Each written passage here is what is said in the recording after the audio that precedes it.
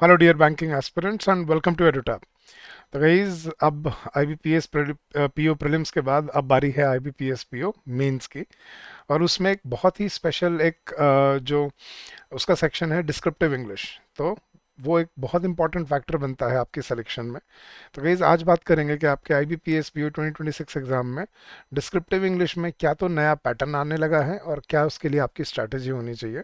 तो this will help you in your preparation and in your journey head. और guys and तक ज़रूर देखिएगा क्योंकि इसमें मैं आपको एंड में टेंटेटिव ऐसे टॉपिक्स भी बताने वाला हूं जो आपको अपने एग्जाम में बहुत हेल्प करेंगे अपने एग्जाम की तैयारी में। क्योंकि ये मैं बता देता हूं कि मैंने पिछले साल जो टेंटेटिव टॉपिक्स दिए थे उन्हीं में से एक टॉपिक आपके आईबीपीएस पीओ एग्जाम में पूछा गया लास्ट ईयर। तो ये टॉपिक ज़रूर पूछ समझ के जाना और इनको अच्छे से प्रिपेयर करके जाना अगर आप एग्जाम की सही में तैयारी करना चाहते हैं तो। और गाइज अगर आपको अपने डिस्क्रिप्टिव इंग्लिश और आईबीपीएस पीओ मेंस की तैयारी के लिए अगर आपको कंपोनेंट्स की ज़रूरत है, जैसे मॉक टेस्ट हो गया, फॉर्डर मटेरियल हो गया जहाँ से आप ऐसे प्रिपेयर करोगे, data points, statistics, report, schemes, तो आप हमारा कोर्स ज्वाइन कर सकते हैं। वैसे तो लिंक नीचे डिस्क्रिप्शन में दिया हुआ है but let me just take 30 seconds to help you out कि आप बड़े आराम से कैसे हमें हमारे कोर्सेज तक पहुंच सकते हैं। तो आपने बस क्या करना है गाइस, आपने अपने गूगल पे जाना है, ब्राउज़र पे जाना है और ब्राउज़र पे जाके बस आपको टाइप करना है एडुटैप, EDUTAP, edutap.in। जैसे ही आप सर्च करेंगे आप सीधा हमारे लैंडिंग पेज पे आ जाएंगे और ये रहे आपके सारे के सारे कोर्सेज। इसमें बीच में आपको दिखेंगे बैंकिंग कोर्सेज, इस पर क्लिक कीजिए। नीचे आइए बैंकिंग कोर्सेज में and you will see the available courses to you. Guys ये है हमारा 2 डे का डेमो कोर्स। यहाँ डेमो कोर्स में आपको सारा कंपोनेंट पूरा आपको बैंकिंग एग्जाम महापैक कोर्स 2 दिन के लिए बिल्कुल फ्री मिल रहा है। आप 2 दिन के लिए इसको एक्सपीरियंस कीजिए, देखिए अपने एंड पे अपनी क्लासेस ऑब्जर्व कीजिए, क्वालिटी चेक कीजिए, डिलीवरेबल्स देखिए। इसमें आपको सब मिलेगा 2 दिन के लिए, ये सारे कंपोनेंट्स आपको मिलेंगे। तो do check out these components and then make a wise decision. और ये है गाइज आपका कॉम्बो कोर्स जिससे आप आरबीआई और बैंक के एग्जाम दोनों की तैयारी कर सकते हो साथ के साथ। प्लस ये है सिर्फ बैंकिंग के लिए, बैंकिंग एग्जाम महापैक जिसमें आप एसबीआई, आईबीपीएस और आरआरबी पीओ क्लर्क दोनों की तैयारी कर सकते हो। तो गाइज ये हैं हमारे कोर्सेज। आप ब्रोशर पे क्लिक करके डाउनलोड कर सकते हैं ब्रोशर और देख सकते हैं आपको क्या क्या यहाँ पे मिलने वाला है। गाइज इन कोर्सेज पे अभी हम 75% डिस्काउंट ऑफर कर रहे हैं। कॉम्बो कोर्स पे 75% डिस्काउंट के लिए कूपन कोड है सुपर 75 और बैंकिंग एग्जाम महापैक पे bank 75। So come join us, streamline your preparation and make your journey constructive and fruitful for yourself. और कोई डाउट हो, कोई क्वेरी हो तो स्क्रीन पे नीचे आपको नंबर दिख रहा होगा, आप उस पर कॉल करके हमसे बात भी कर सकते हैं। तो चलिए गाइज डिस्कस करते हैं। तो गाइज जो आपका सिलेक्शन प्रोसेस होता है प्रीलिम्स का, मेंस का और इंटरव्यू का, गाइज ये आई थिंक आप ऑलरेडी जानते ही हो। प्रीलिम्स में आपको सिर्फ क्यूआरई आता है, लेकिन मेंस में आपको रीजनिंग और कंप्यूटर एप्टीट्यूड डीआई आता है, जनरल अवेयरनेस का क्वेश्चंस आते हैं, इंग्लिश के ऑब्जेक्टिव क्वेश्चंस भी आते हैं और डिस्क्रिप्टिव इंग्लिश का पेपर भी होता है। And then final selection is based on your interview. तो गाइज अब ये जो आपका फाइनल सिलेक्शन है इसमें आपका मेंस का जो स्कोर है बहुत इंपॉर्टेंट रोल प्ले करेगा। और इसी में जो डिस्क्रिप्टिव इंग्लिश सेक्शन है it becomes a crucial component for your selection. तो अब की बार क्या पैटर्न चेंज हुआ है हमें ये समझना है। गाइज अगर हम ऑब्जेक्टिव की बात करें तो ऑब्जेक्टिव टाइप पेपर में रीजनिंग में आपको 40 क्वेश्चंस मिलते हैं 60 मार्क्स के लिए। जनरल अवेयरनेस और बैंकिंग अवेयरनेस के 35 क्वेश्चंस 50 मार्क्स के लिए। इंग्लिश लैंग्वेज में 35 क्वेश्चंस मिलते हैं 40 मार्क्स के लिए। और डेटा इंटरप्रिटेशन और एनालिसिस के लिए आपको अगेन 35 मिनट्स मिलते हैं 50 मार्क्स के लिए। तो ये टोटल आपका स्कोर बनता है 200 मार्क्स, 60 प्लस 50 110 प्लस 90 200। और इसके लिए आपको टोटल टाइम मिलता है 160 मिनट्स, दैट मीन्स लगभग लगभग 2 घंटे और 40 मिनट। तो 2 घंटे 40 मिनट में आपको टोटल 145 क्वेश्चन टारगेट करने होते हैं। ये है आपका ऑब्जेक्टिव टाइप। लेकिन जो अब की बार उन्होंने पैटर्न चेंज किया मतलब पिछले साल से, वो है आपका डिस्क्रिप्टिव इंग्लिश पेपर। इसमें आपको 2 क्वेश्चंस मिलेंगे जिसकी वेटेज 25 मार्क्स होती है और इसके लिए अलग से आपको 30 मिनट्स मिलते हैं। और ये आपको आंसर्स लिखने नहीं होते, कंप्यूटर पे टाइप करने होते हैं। तो इसमें एक आपको ऐसे मिलता है जो उन्होंने मेंशन किया हुआ है और एक रीडिंग कॉम्प्रिहेंशन मिलता है जिसको पढ़ के आपको उसके ऊपर क्वेश्चन दिए होंगे और उन क्वेश्चंस को आपको आंसर करना होता है। So they will be broadly based on economic and social issues जो ऐसे हैं आपके, emerging trends in banking and technology, current events and ethics, ये तीन चार उन्होंने टॉपिक दिए हैं। ESI, emerging trends in banking and technology, current affairs and ethics. तो ये टॉपिक्स को हमें टारगेट करना है अपने एस्से के लिए, और कॉम्प्रिहेंशन के आंसर्स इलेबोरेशन के साथ, with with ability to elaborate with original articulation, ये आपको करना होता है अपने डिस्क्रिप्टिव इंग्लिश पेपर में। तो इसको कैसे आप अप्रोच करना है, कैसे आपको तैयारी करना है, इसकी अब मैं आपको उसकी बात करते हैं। तो क्या आपकी स्ट्रैटेजी होनी चाहिए गाइस? सबसे पहले अपने रीडिंग कॉम्प्रिहेंशन के लिए अपनी एक रीडिंग हैबिट बनाओ। वो आपको ऑब्जेक्टिव टाइप में भी मिलेगा और आपको डिस्क्रिप्टिव में भी मिल रहा है। तो रीडिंग हैबिट आपकी स्ट्रांग होना बहुत ज़रूरी है। So cultivate reading habits with newspapers, editorials, journals, specially for improving RC. तो रीडिंग हैबिट्स कल्टिवेट करो, डेली पढ़ना स्टार्ट करो, डिक्शनरी यूज़ करो, टाइम बाउंड प्रैक्टिस करो गाइस, हमेशा always practice in a time bound manner. तो एक टाइमर लगा के प्रैक्टिस करो ताकि आप अपनी स्पीड और अपने टाइम मैनेजमेंट को कंट्रोल कर पाओ। एक वोकेबुलरी का जर्नल बनाओगे, एक नोटबुक बनाओ या एक फाइल बनाओ अपने कंप्यूटर में, जहाँ पे आप जो भी नए वर्ड्स आपके सामने आते हैं उनको विद देयर मीनिंग सेव रखो और उनको रेगुलरली रिवाइज करो हर वीकेंड पे। मॉक का एनालिसिस ज़रूर करोगे जब भी आप मॉक टेस्ट देते हो। अपनी एक्यूरेसी और अपने एरर को एलिमिनेट करने के लिए और एक्यूरेसी को बढ़ाने के लिए आपको क्या करना है, अपनी जो मिस्टेक्स जो आप बार बार कर रहे हो उनको अवॉइड करना है। उसके लिए क्या ज़रूरी है, मॉक टेस्ट का एनालिसिस। तो हर मॉक टेस्ट को एनालाइज करो, देखो कि मॉक टेस्ट में आपको क्या एरर्स मिले, क्या इसमें इंप्रूवमेंट हो सकती थी, कैसे मैं इसको नेक्स्ट टाइम अवॉइड कर सकता हूँ। और डिस्क्रिप्टिव के लिए गाइज आपको एस्से राइटिंग और रीडिंग कॉम्प्रिहेंशन के क्वेश्चंस कम से कम हफ्ते में 2 बार करने हैं, मतलब हफ्ते में 2 एस्से और 2 रीडिंग कॉम्प्रिहेंशन। आखिरी के 4 वीक्स में इसकी इंटेंसिटी और बढ़ जाएगी, बट अभी से आपको ये करना है गाइज, क्योंकि टाइम इतना नहीं है कि आप बिल्कुल आखिरी के 2 हफ्तों में 3 हफ्तों में ही अपने आंसर लिखो। तो अभी से स्टार्ट करो ताकि आपको एग्जाम डे तक पैनिक ना हो। तो write essays and write reading comprehension answers at least twice a week. और आपको अगर इंटरफेस चाहिए, जैसा आपको IBPS PO में इंटरफेस मिलता है, वो आपको हमारे कोर्स में मिल जाएगा। वहाँ पे आपको 5 फुल लेंथ मॉक टेस्ट भी दिए हुए हैं आपके प्रैक्टिस के लिए विद सैम्पल सॉल्यूशंस। तो आप वो यूज़ कर सकते हैं अपनी प्रेपरेशन के लिए। अब गाइज एस्से में आपको क्या करना है गाइज? अब आपको एस्से राइटिंग की आपको वर्ड लिमिट मिलती है 200 to 250 वर्ड्स। तो इसका आइडियल टाइम क्या होता है गाइस? 25 मिनट्स में से 12 से 15 मिनट में आपका ऐसे कंप्लीट हो जाना चाहिए। एंड इसकी अप्रोच क्या होनी चाहिए आपके लिए? Plan before writing. सबसे पहले ऐसे लिखने से पहले 2-3 मिनट प्लान करो आप क्या लिखने वाले हो, उसको एक रफ ड्राफ्ट बनाओ, जिसको हम की पॉइंट्स बोलते हैं। अपने की पॉइंट्स को एक रफ ड्राफ्ट में कंपाइल करो कि आप इसको माइंड मैप की तरह होता है कि हम क्या लिखने वाले हैं। जब तक आपका प्लान नहीं पता ना आपको गाइस, तब तक आप ऐसे कभी अच्छा नहीं लिख सकते। आपको अगर ये लग रहा है नहीं सर हम तो सीधा स्टार्ट करके ऐसे लिख देंगे, कौन टाइम वेस्ट करे ड्राफ्ट ड्राफ्ट में, बट आप ऐसे में फिर दूसरे तीसरे पैराग्राफ के बाद आपके पॉइंट्स खत्म होने लग जाएंगे। तो जब तक आप उसको प्लान नहीं करोगे तब तक आप उसको एग्जीक्यूट नहीं कर पाओगे। स्ट्रक्चर क्या होता है गाइस ऐसे का? हम इसको ब्रॉडली स्पीकिंग हम इसको 3 पार्ट्स में डिवाइड करते हैं, introduction, body and conclusion. Introduction में आप टॉपिक को ब्रीफली बैकग्राउंड देते हो, ब्रीफली डिस्कस करते हो। फिर बॉडी में आप 2-3 पैराग्राफ्स बनाते हो जिसमें आपको अपने आर्ग्यूमेंट्स रखने हैं, एग्जाम्पल देने हैं, स्टैटिस्टिक्स, रिपोर्ट, स्कीम्स, कोई भी स्कीम जो गवर्नमेंट ने लॉन्च की है, तो ये सारी चीज़ें आपको डिस्कस करनी है।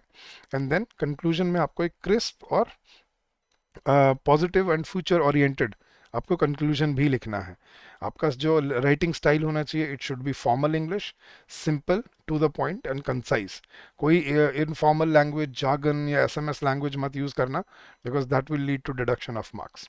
अब कॉमन ऐसे थीम्स जो आपको बैंक एग्जाम्स में पूछी जाती हैं, जैसे बैंकिंग एंड इकोनॉमी, जैसे role of UPI, digital banking, cyber security, inflation and common man, उस पर क्या इम्पैक्ट है, सोशल एंड टेक्नोलॉजी में AI and employment, climate change and sustainability, financial literacy, and current affairs में जैसे ग्रीन फाइनेंस, फिनटेक और bank assurance. ये topic ज़रूर पढ़ के जाना गाइज, इससे आपकी नॉलेज इतनी बढ़ जाएगी कि आप कोई ना कोई टॉपिक वहाँ पे ज़रूर लिख पाओगे। ठीक है, वहाँ पे आपको एक ही टॉपिक नहीं मिलता, चॉइस मिलती है, इस पे लिख लो या इस पे लिख लो। तो एक टॉपिक आपको लिखने को मिलेगा और वो आपको अगर आप ये टॉपिक पढ़ जाते हो तो you will be able to easily target those in the exam. फिर रीडिंग कॉम्प्रिहेंशन गाइज आपके 10 से 15 मिनट होता है, 15-15 30 हो जाएंगे, 25 मिनट ही मिलते हैं आपको। तो इसको 10 से 12 मिनट बोल सकते हैं हम, कि 10 to 12 मिनट्स आपका आइडियल टाइम है आपका रीडिंग कॉम्प्रिहेंशन में। तो आपको जैसे प्रीलिम्स और मेंस में ऑब्जेक्टिव में आरसी में एमसीक्यूज मिलते हैं, डिस्क्रिप्टिव आरसी में आपको सब्जेक्टिव क्वेश्चंस मिलेंगे जहाँ पे आपको अपने शॉर्ट आंसर्स टाइप करने होंगे, अपने आंसर्स लिखने पड़ेंगे सेंटेंसेस में। तो कैसे टैकल किया जाता है आरसी को? सबसे पहला 2 से 3 मिनट में अपने आरसी को फटाफट से स्किम करो, सेंट्रल थीम समझो अपनी, फिर उसके बाद फटाफट से अपने क्वेश्चन देखो क्या क्वेश्चंस हैं, अपना फिर पैसेज पे जाओ और अपने क्वेश्चंस के आंसर्स ढूंढो, जहाँ जहाँ आपको आंसर मिलते हैं उनको नोट डाउन करो and then start writing your answers. और एक चीज़ याद रखना, कभी आप कॉपी पेस्ट नहीं करोगे, आपको अपने वर्ड्स में आंसर लिखने हैं, अदरवाइज वो आंसर कॉपी पेस्ट ही करना है, then it would beat the purpose of the exam. So do not copy sentences verbatim, मतलब do not copy paste the sentences, use your own language to present the answer in your own words.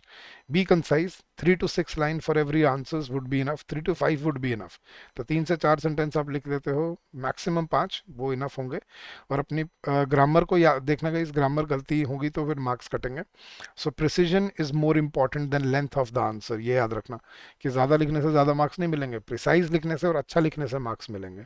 Question type किस तरह के मिलेंगे आपको? उसने central idea पूछ लिया या समरी पूछ ली पैसेज की, इन्फ्रेंस पूछ लिया कि एक स्टेटमेंट दे दी, बताओ उसका क्या इन्फ्रेंस निकलता है, या एक फ्रेज या एक वर्ड का कॉन्टेक्स्ट में मीनिंग पूछ लिया कि इसको कैसे एक्सप्लेन करोगे, ऑथर की टोन क्या है, या क्रिटिकल थिंकिंग के क्वेश्चन जैसे ऑथर का व्यू पॉइंट क्या है, या कोई पर्टिकुलर जो उसने वहाँ पे डिस्कस किया है उसको क्यों करना चाहिए, क्यों नहीं होना चाहिए, उसके बेनिफिट क्या है। तो अकॉर्डिंग टू द पैसेज जैसे आप कॉम्प्रिहेंशन में देखते हो, बट अब आपको सब्जेक्टिव क्वेश्चंस करने को करने पड़ेंगे अपने रीडिंग कॉम्प्रिहेंशन में, जो डिस्क्रिप्टिव इंग्लिश में आता है। सो 15 मिनट आपकी ऐसे की और 10 मिनट आपकी रीडिंग कॉम्प्रिहेंशन की। और ये इतना आसान नहीं होता गाइस, पैसेज लंबा होता है और 250 वर्ड ऐसे में लिखना, और लगभग लगभग 150 से 200 वर्ड आपको आरसी में लिखने पड़ेंगे। तो इसमें आपको बहुत प्रैक्टिस करनी पड़ती है, it's not as easy as it sounds. तो इसके लिए आपको अभी से तैयारी स्टार्ट करनी पड़ेगी। तो उसमें क्या करना है गाइस, टोटल आपको 25 मिनट्स मिलते हैं, तो अभी आप 30 मिनट टारगेट लेके चलो अभी के लिए, ताकि आप 14 से 15 मिनट में अपना ऐसे लिख पाओ, जिसमें पहले 1-2 मिनट आपके रफ ड्राफ्ट में निकल गई, फिर 10-11 मिनट अपने आंसर राइटिंग में, और 1-2 मिनट उसको रिव्यू करने में। और आपके 10 से 12 मिनट अभी फिलहाल 15 मिनट्स लेके चल सकते हो अपनी आरसी में। पहले क्विक स्किम किया और फिर उसको आंसर करने में आपने 10 से 12 मिनट लगाए। स्कोरिंग क्राइटेरिया क्या होता है आपके एग्जाम में गाइस? आपका आंसर्स कितने रेलेवेंट हैं, स्ट्रक्चर कितना रिफाइंड है, ग्रामर कितनी अप टू द मार्क है, वोकेबुलरी कितनी रिफाइंड है, कोहेरेंस कितनी है टॉपिक के साथ, और आरसी में कितने एक्यूरेट हैं आपके आंसर्स, कंसाइजनेस है या नहीं है, अंडरस्टैंडिंग ऑफ द पैसेज है या नहीं है, और ग्रामर आप फॉलो कर रहे हो या नहीं कर रहे हो। तो ग्रामर तो रहेगी ही रहेगी क्योंकि इंग्लिश है, उसके बियॉन्ड आपकी आर्टिकुलेशन, आपकी ड्राफ्टिंग स्किल्स काम आती हैं। तो कैसे ऐसे लिखा जाता है, कैसे आरसी के आंसर लिखे जाते हैं, ये सब मैंने आपको आपके कोर्स में रिकॉर्डेड वीडियोस में दिया हुआ है। आप उन वीडियोस से अपनी एस्से राइटिंग और आरसी आंसर राइटिंग सीख सकते हैं और प्रैक्टिस भी कर सकते हैं हमारे कोर्स से। तो प्रिपरेशन के लिए आपको क्या करना है गाइस, एटलीस्ट 1 ऐसे हर रोज पिक करो एडिटोरियल जैसे द हिंदू या बिजनेस स्टैंडर्ड से एडिटोरियल, एक ऐसे टॉपिक रोज पिक करो, ठीक है। फिर उसको एडिटोरियल को लेके उसकी समरी बनाओ, ताकि आप आरसी और एसए दोनों को आर्टिकुलेट करना सीखो, मतलब अपने आंसर लिखना खुद से स्टार्ट करो। फिर बैंकिंग अवेयरनेस और करंट अफेयर्स के ऐसे फॉर्डर मटेरियल जो आपको कोर्स में दिया हुआ है वो प्रिपेयर करो, और वोकेबुलरी को इम्प्रूव करो। रोज कम से कम 5 से 10 नए वर्ड आपको नोट डाउन करने हैं, रटने नहीं है, नोट डाउन करने हैं अपनी वोकेबुलरी जर्नल में, और फिर उनको यूज करना है कोशिश करके अपने आंसर्स में। तो ये प्रिपरेशन की टिप्स एंड ट्रिक्स थे आपके IBPS-PO मेंस एग्जाम में डिस्क्रिप्टिव इंग्लिश में। तो guys I hope this will help you in your preparation and in your journey head. अब बात करते हैं गाइज क्या टेंटेटिव टॉपिक हो सकते हैं आपके इस एग्जाम के लिए इस साल। तो गाइज मैंने अलग अलग वर्टिकल्स आपके लिए तैयार किए हैं, जैसे इकोनॉमी।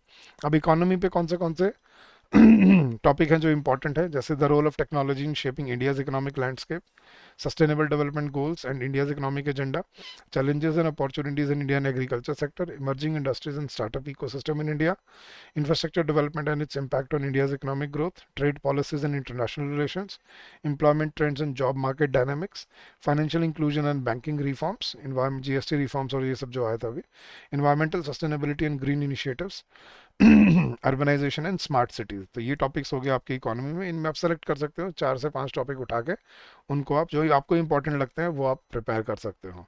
फिर topics related to social issues, gender equality हो गया, जैसे progress challenges strategies for achieving parity, youth empowerment हो गया, mental health awareness and support systems हो गया, एजुकेशन इक्विटी हो गया, मतलब equal education for all, addressing urbanisation challenges हो गया, कम्युनिटी डेवलपमेंट इनिशिएटिव्स हो गया आपका, जैसे कोऑपरेटिव सोसाइटीज़ और इंक्लूसिविटी करना, रेशियल एंड एथिकल डिस्क्रिमिनेशन हो गया, इरेडिकेटिंग पॉवर्टी हो गया, ह्यूमन राइट्स एडवोकेसी हो गया और इन्वायरमेंटल जस्टिस हो गया। तो ये कुछ बहुत इंपॉर्टेंट टॉपिक्स हैं जो आपके सोशल इश्यूज पे बनते हैं। फिर आपके टॉपिक्स हैं जो बैंकिंग और टेक्नोलॉजी से रिलेटेड हैं गाइस, जो आपको मेंशन किया हुआ है उसने ऑफिशियल हैंडआउट में।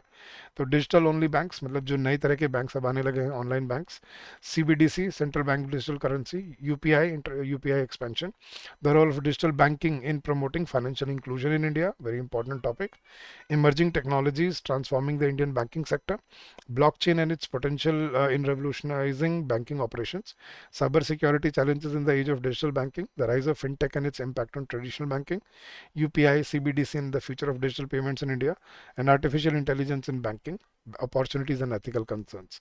तो ये 30 में से अगर आप गाइस 15 टॉपिक भी कर जाओगे ना, मैं लिख के देता हूँ, आप अपने एग्जाम में ऐसे लिख पाओगे, आपको कोई प्रॉब्लम नहीं आएगी अपने ऐसे लिखने में।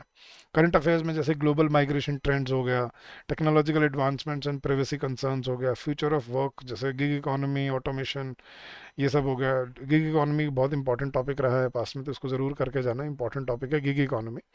सोशल मीडिया एंड डेमोक्रेसी हो गया, एंड हेल्थ केयर इनइक्वालिटी हो गया, या जैसे हम बोलते हैं इंडिया में आजकल तो मेडिकल टूरिज्म बहुत बूम कर रहा है, तो मेडिकल टूरिज्म ये और एक इम्पॉर्टेंट टॉपिक है, तो ये भी ज़रूर करके जाना। मेडिकल टूरिज्म जो मुझे फील हो रहा है कि ये ज़रूर आपको प्रिपेयर करना चाहिए अपने एग्ज़ाम के लिए, ठीक है। तो चलिए गाइस, ये थे आपके टेंटेटिव ऐसे टॉपिक्स और आपकी स्ट्रैटेजी और आपका नया पैटर्न डिस्क्रिप्टिव इंग्लिश का।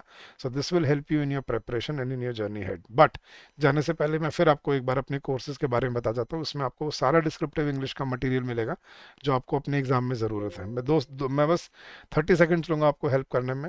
तो गाइज अपने बस क्या करना है, अपने ब्राउज़र पे जाना है और अपने ब्राउज़र पे जाके बस क्या टाइप करना है आपको, edutap.in। जैसे ही आप edutap.in सर्च करेंगे आप सीधा हमारे लैंडिंग पेज पे आ जाएंगे। यहाँ पे बैंकिंग कोर्सेज में जाइए, इसमें नीचे आएंगे तो आपको कोर्सेज दिखेंगे हमारे। ये है हमारा 2 डे डेमो कोर्स और ये है गाइज हमारा बैंकिंग एग्जाम महापैक कोर्स। अब इस पे आपको 75% डिस्काउंट मिल रहा है, द कूपन कोड इज बैंक75। और ये है हमारा कॉम्बो कोर्स जिसमें आप आरबीआई की तैयारी भी कर सकते हैं और प्लस बैंक की तैयारी भी साथ साथ कर सकते हो। तो गाइज इन कोर्सेज में आपको क्या मिलता है आप यहाँ पे क्लिक करके सारा जान सकते हैं। और गाइस आप कोर्स के अंदर जाएंगे तो नीचे आएंगे तो आपको यहाँ पे डेमो क्लासेस भी मिल जाएंगे। यहाँ पे आपको ये रही ये स्टूडेंट्स के फीडबैक हैं और ये हमारी यहाँ पे इंडिविजुअल डेमो क्लासेस हैं। यहाँ पे आप डिस्क्रिप्टिव इंग्लिश के डेमो क्लास देख सकते हो और आपको पता चलेगा कि आपको क्या पढ़ना होता है अपने एग्जाम के लिए। So guys come join us, streamline your preparation and make your journey constructive and fruitful for yourself. अगर आपका कोई डाउट हो, कोई क्वेरी हो, please feel free to call us on this number during the office hours which is 81462 07241, or you can also drop us an email at hello@edutap.co.in. So thank you so much guys. I wish you all the very best for your preparation and for your journey ahead. Keep on working hard, keep on giving your best, and I'm sure you will come out with flying colors. So thank you and happy learning to all of you.